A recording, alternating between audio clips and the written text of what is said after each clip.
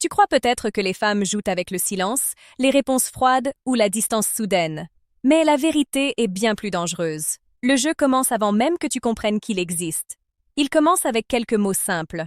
Des mots si doux, si ordinaires, que presque tous les hommes les acceptent sans réfléchir.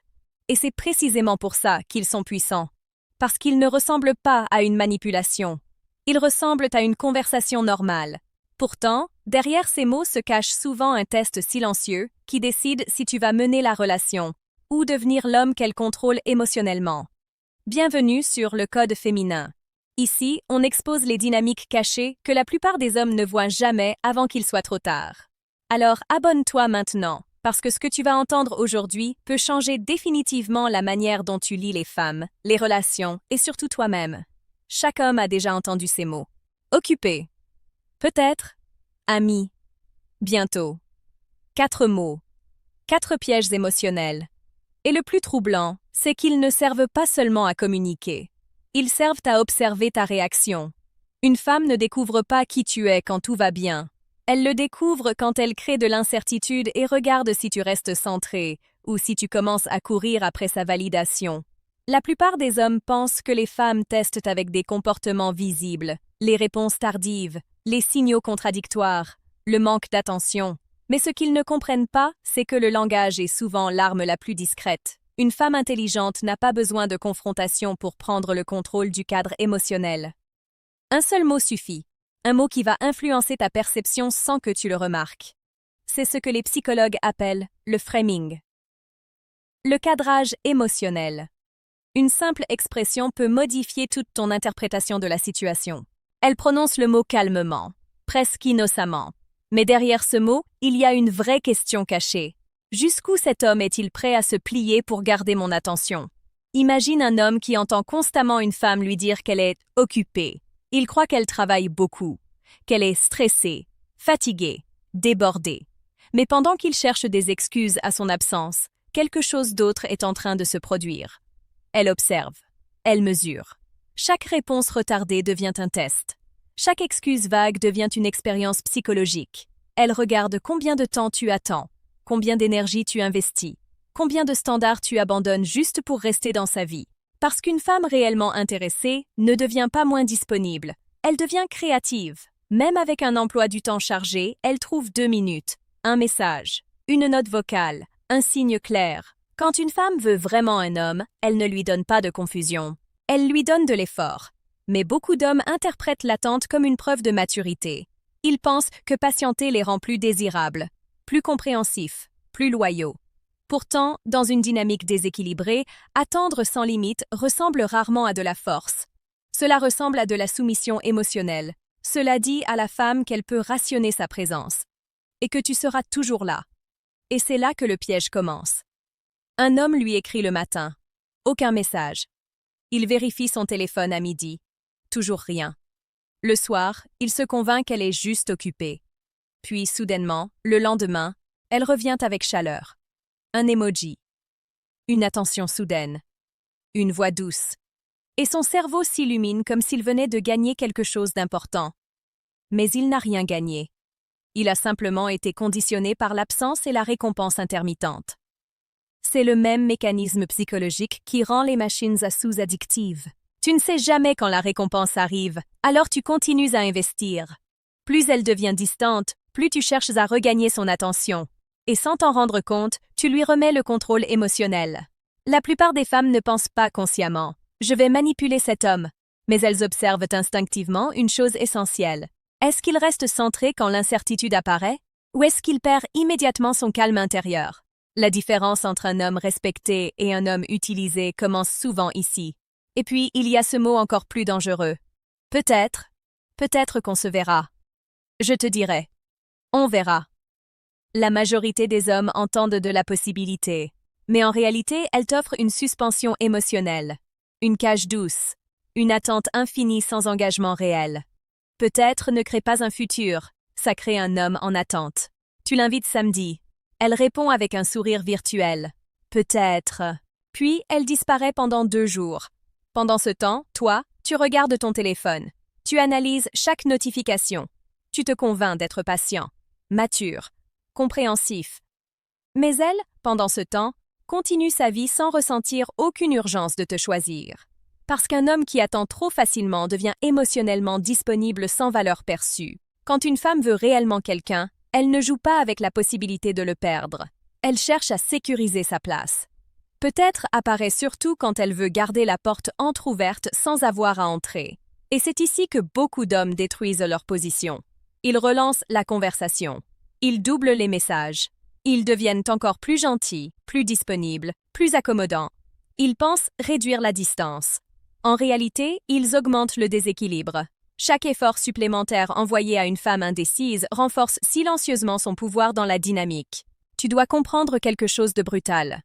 Certaines femmes gardent des hommes autour d'elles, non pas parce qu'elles les désirent profondément, mais parce qu'elles aiment savoir qu'ils sont encore disponibles. Tu deviens l'option de secours, l'assurance émotionnelle, le plan B silencieux. Et le pire, beaucoup d'hommes acceptent cette position simplement parce qu'ils ont peur de perdre une chance. Mais un homme qui se respecte ne vit pas dans le peut-être. Il vit dans la clarté. La réponse la plus puissante n'est pas la colère. Ce n'est pas le drame. C'est le détachement calme. Fais-moi signe quand tu seras sûr. Puis tu retournes à ta vie, sans attendre, sans supplier, sans suspendre ton existence à l'incertitude d'une autre personne. Et c'est là que le pouvoir change de camp, parce qu'une femme ne peut garder un homme dans le flou que si cet homme accepte d'y rester. Puis, vient le mot qui détruit lentement des milliers d'hommes sans qu'ils le réalisent. Ami. Tu es un si bon ami. Cette phrase semble gentille, innocente. Mais elle contient souvent la plus grande dégradation silencieuse qu'une femme puisse offrir sans paraître méchante. Quand une femme te place dans la catégorie « ami », elle ne parle pas seulement de votre relation. Elle définit ton rôle. Tu deviens l'homme qui écoute, mais qu'elle ne désire pas. Celui qui rassure, mais qu'elle ne choisit pas. Celui qui donne tout, sans jamais être réclamé.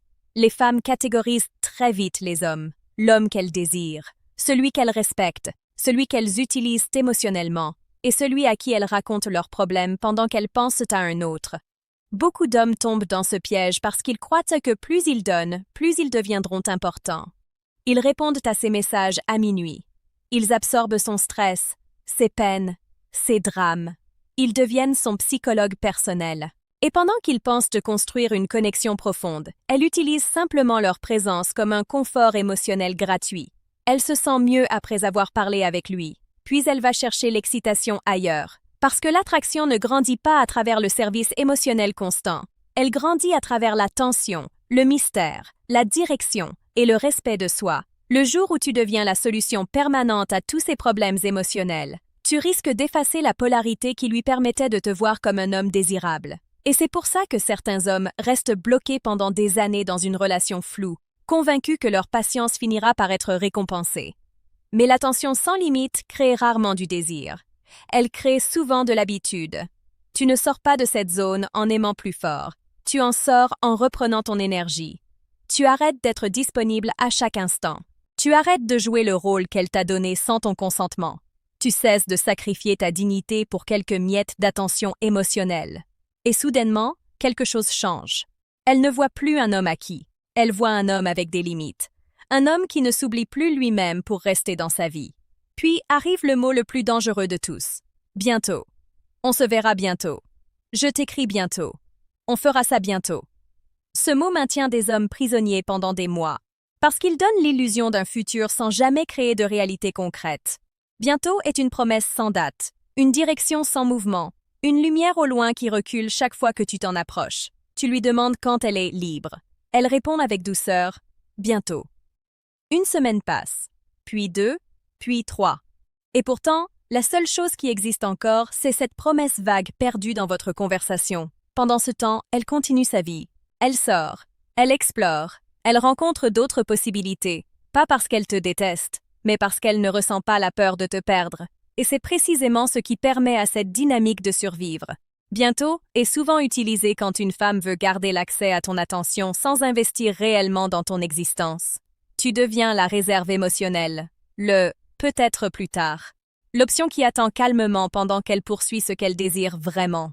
Mais un futur réel possède toujours quelque chose de concret, une date, une heure, un plan, quelque chose que tu peux toucher du doigt, sinon ce n'est pas un futur. C'est une distraction émotionnelle. Alors comment casser ce cycle? Tu arrêtes d'investir dans les promesses vagues. Tu regardes les actions, pas les mots. Tu comprends qu'une personne réellement intéressée crée de la clarté naturellement. Elle ne laisse pas quelqu'un flotter dans l'incertitude éternellement. Et le moment où tu refuses de vivre dans le bientôt, tu redeviens un homme avec une direction personnelle. Parce qu'un homme qui respecte son temps devient immédiatement plus difficile à manipuler. La vérité la plus importante dans tout ça, c'est que ces 4 mots n'étaient jamais le vrai danger. Le vrai danger, c'était ta réaction. Occupé contrôlait ton attention. Peut-être contrôlait ton espoir. Ami contrôlait ton rôle. Bientôt contrôlait ton futur.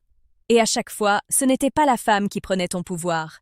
C'était toi qui le lui donnais en abandonnant ton centre émotionnel. Une femme observe toujours ce que l'incertitude fait ressortir chez un homme. Est-ce qu'il panique? Est-ce qu'il poursuit? Est-ce qu'il s'oublie lui-même juste pour rester connecté à elle? Parce qu'au fond, les femmes ne respectent pas les hommes qui demandent constamment de la certitude.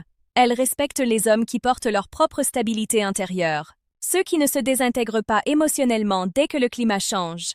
Un homme fort n'a pas besoin de contrôler une femme. Il contrôle sa réaction. Il ne supplie pas pour des réponses claires. Il crée la clarté par ses standards. Il ne chasse pas l'attention.